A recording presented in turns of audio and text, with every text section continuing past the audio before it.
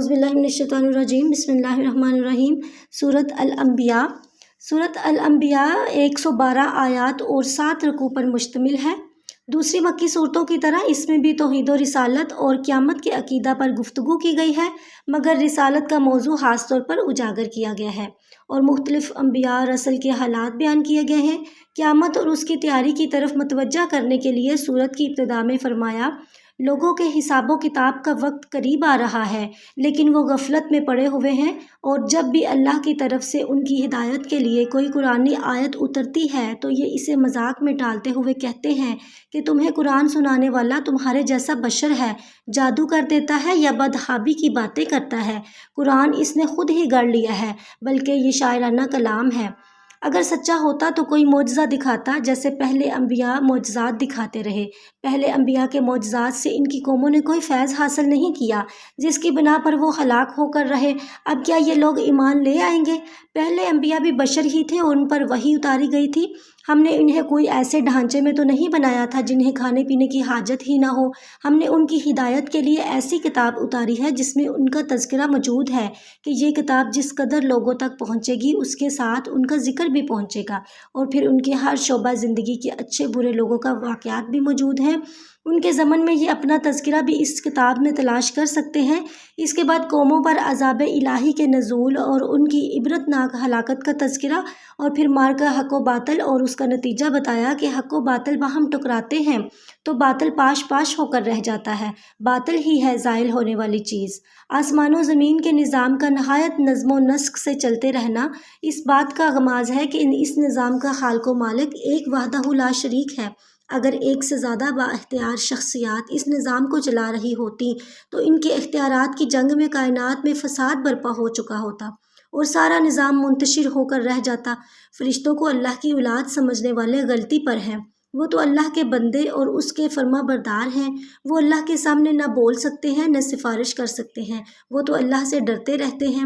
اگر ان میں سے کوئی دعویٰ کرے کہ اللہ کے مقابلہ میں بھی الہ ہوں تو ہم اسے ظالموں کے انجام سے دوچار کر کے جہنم کا ایندھن بنا دیں گے۔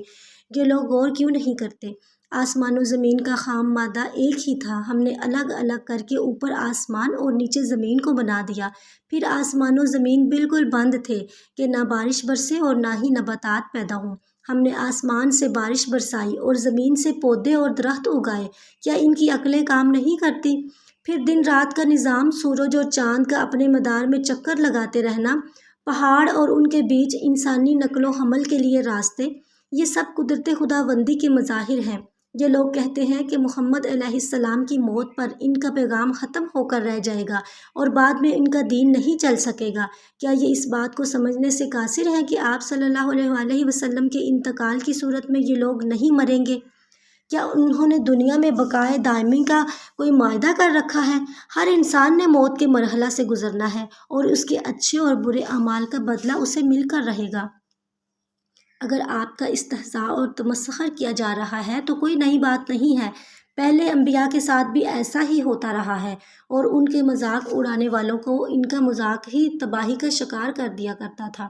اللہ کا عذاب اگر رات دن میں کسی وقت اچانک آ جائے تو انہیں کون بچائے گا؟ ہمارا عذاب ایسا زبردست ہوتا ہے کہ اس کی ذرا سی جھلک دیکھ کر ہی یہ چلانے لگیں گے۔ قیامت کے دن اعمال کے وزن کے لیے انصاف کے ترازو قائم ہو جائیں گے۔ کسی پر کوئی زیادتی اور ظلم نہیں ہوگا۔ اگر انہوں نے رائی کے دانہ کے برابر بھی کوئی عمل کیا ہوگا تو اس پر بھی جزا یا سزا کے نظام کا انہیں سامنا کرنا پڑے گا۔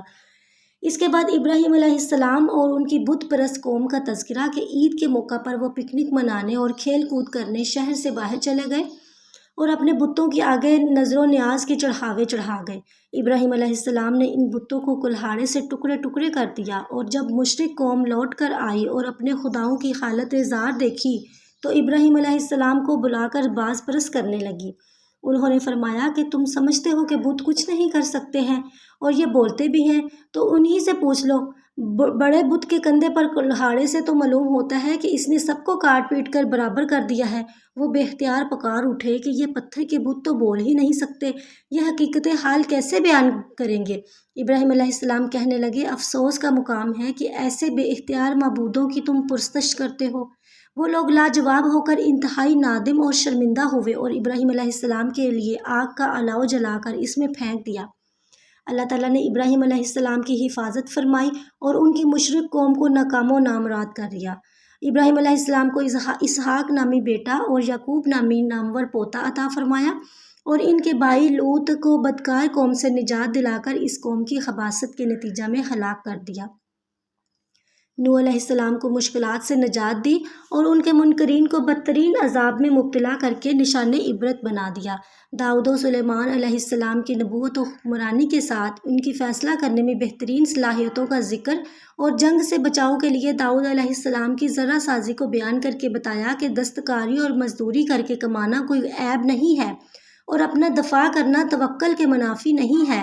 پھر ایوب علیہ السلام کی بیماری اور ان کے صبر و شکر کے ساتھ اسے برداشت کرنے اور اللہ سے دعائیں مانگنے کا تذکرہ ہے، جس کے نتیجے میں اللہ نے انہیں صحت عطا فرمائی اور بیماری کے زمانہ میں ہونے والے نقصانات کا ازالہ فرمایا۔ پھر اسماعیل و ادریس اور ذوالکفل کا مختصر تذکرہ اور ان کی ثابت قدمی کا بیان ہے۔ اس کے بعد مچھلی والے نبی یونس علیہ السلام کا ایمان افروز ذکر کہ قوم پر عذاب کے آثار دیکھ کر وہ یہ سمجھ کر اپنے مقام سے ہٹ گئے کہ اللہ تعالیٰ اس بات پر میری کسی قسم کی گرفت نہیں کریں گے، مگر جب انہیں کشتی سے سمندر میں پھینکا گیا اور مچھلی نے نگل کر اپنے پیٹ میں انہیں اتار لیا تو وہ اپنے رب کو پکارنے لگے، جس پر اللہ تعالیٰ نے انہیں نجات عطا فرمائی اور ساحل پر پہنچا دیا۔ اللہ تعالیٰ ایسے ہی اپنے ایمان والے بندوں کی مدد فرمایا کرتے ہیں۔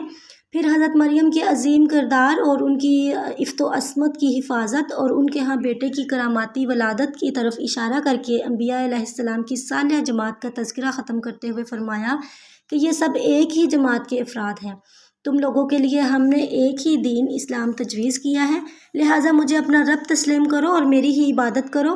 پھر علامات قیامت میں بڑی علامت یاجوج و ماجوج کے ظہور کا تذکرہ فرما کر قیامت اور اس کے ہولناک منظر کا بیان شروع کر دیا اور بتایا کہ رسالت محمدیہ تمام کائنات کے لیے باعث رحمت ہے، اور ترکین فرمائی کہ حق و باطل کا فیصلہ کرنے کا اختیار اللہ ہی کے پاس ہے، لہٰذا اسی سے دین اسلام کی حقانیت کا فیصلہ طلب کرنا چاہیے۔